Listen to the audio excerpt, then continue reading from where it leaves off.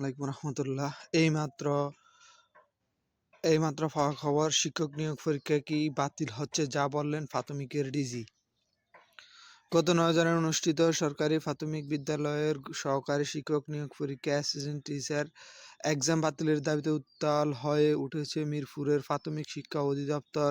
DPE প্রশ্ন ফাঁস ও digital ডিভাইসের মাধ্যমে জালিয়াতির অভিযোগে আজ রোববার 11 জানুয়ারি সকাল থেকেই কয়েক হাজার পরীক্ষার্থী অধিদপ্তর ঘেরাও করে বিক্ষোভ কর্মসূচি পালন করছেন। কেন পরীক্ষা বাতিলের দাবি?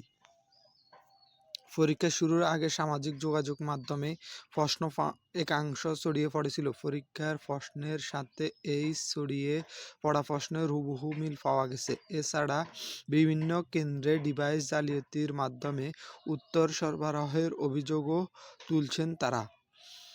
পরীক্ষার্থীদের 5 দফা দাবি। বিক্ষোভকারীরা অধিদপ্তর মহাপরিচালকের কাছে একটি স্মারকলিপি পেশ করছেন। তাদের প্রধান দাবিগুলো হলো: বিতর্কিত পরীক্ষাটি বাতিল করে দ্রুত নতুনভাবে পরীক্ষা নিতে হবে। 2. জালিয়াতি ঠেকাতে সকল চাকরির পরীক্ষা ঢাকায় নিতে হবে এবং জ্যামার ব্যবহার করতে হবে।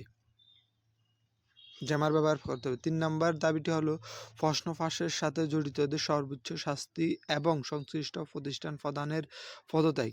4 নম্বর দাবিটি হচ্ছে স্বতন্ত্র পরীক্ষা কমিটি গঠন এবং একই সময়ে একাধিক পরীক্ষা বন্ধ করা। 5 নম্বর দাবিটি হলো প্রশ্ন ফাঁসের রেকর্ড থাকা কোনো প্রতিষ্ঠানকে প্রশ্ন প্রণয়নের দায়িত্ব না দেওয়া। এই ছিল আজকের ভিডিওটি। প্রাথমিকের যে শিক্ষক নিয়োগ পরীক্ষার যে বার্তা দিলেন ডিজি এই বার্তাটি দিয়েছেন।